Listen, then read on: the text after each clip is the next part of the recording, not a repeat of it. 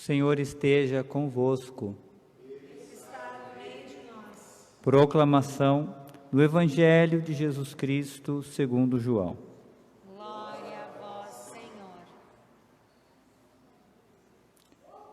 Naquele tempo, disse Jesus aos seus discípulos: Agora parto para aquele que me enviou. E nenhum de vós me pergunta: Para onde vais? Mas porque vos disse isto, a tristeza encheu os vossos corações. No entanto, eu vos digo a verdade. É bom para vós que eu parta. Se eu não for, não virá até vós o defensor. Mas se eu me for, eu vô-lo mandarei. E quando vier, ele demonstrará ao mundo em que consistem o pecado, a justiça e o julgamento. O pecado, porque não acreditaram em mim. A justiça, porque vou para o Pai, de modo que não mais me vereis. E o julgamento, porque o chefe deste mundo já está condenado. Palavra da salvação. Glória a vós, Senhor.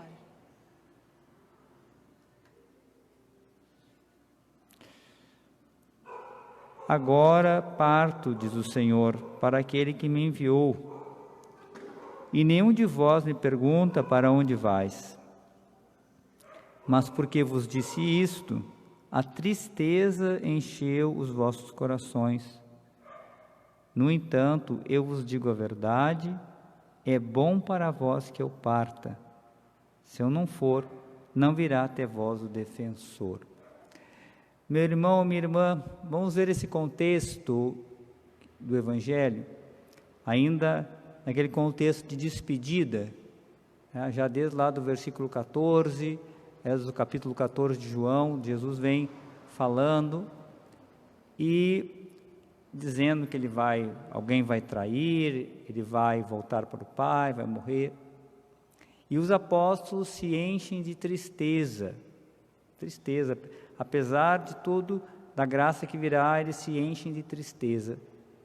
E aí Jesus diz: No entanto, eu vos digo a verdade, é bom para vós que eu parta. Então, o que significa aqui, irmãos? Diante da realidade,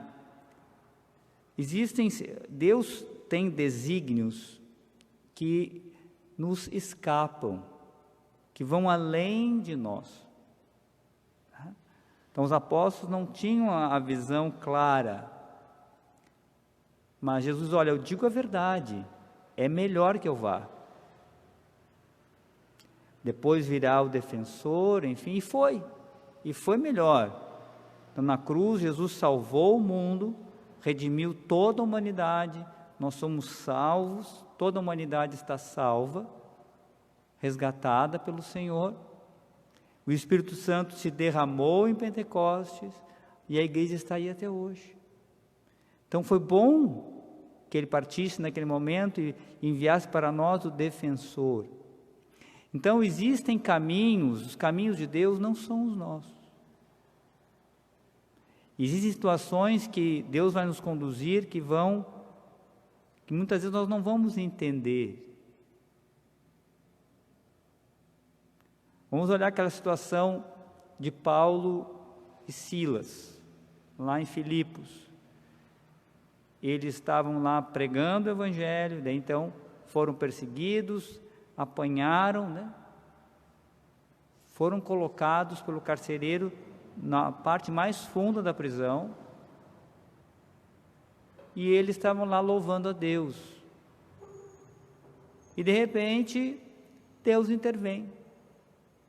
Vem e transforma aquela realidade, tem um terremoto, eles são soltos, e o que acontece de tudo aquilo? O carcereiro e a família se convertem. Pergunto, quem imaginava? Acho que nem Paulo, nem Silas imaginavam isso, que iria acontecer isso. O homem estava a ponto de se suicidar. Então veja, Deus tem caminhos que fogem à nossa compreensão. O que Ele nos pede é a disponibilidade e a confiança no seu amor, sabendo que tudo o que Ele faz é bom.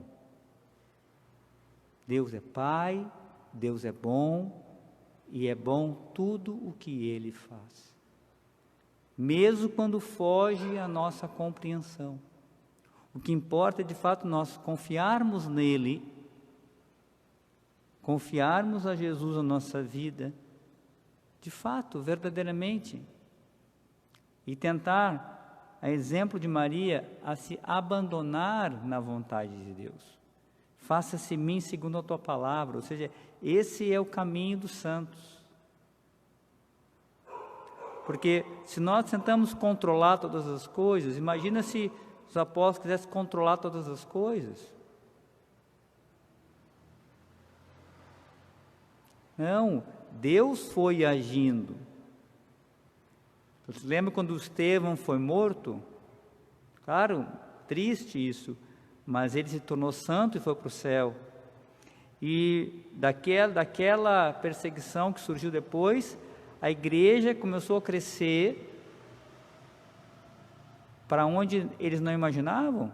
Foram para Samaria, foram para outros lugares, e os pagãos, então os desígnios de Deus começou a mostrar o seu plano dentro de tudo aquilo.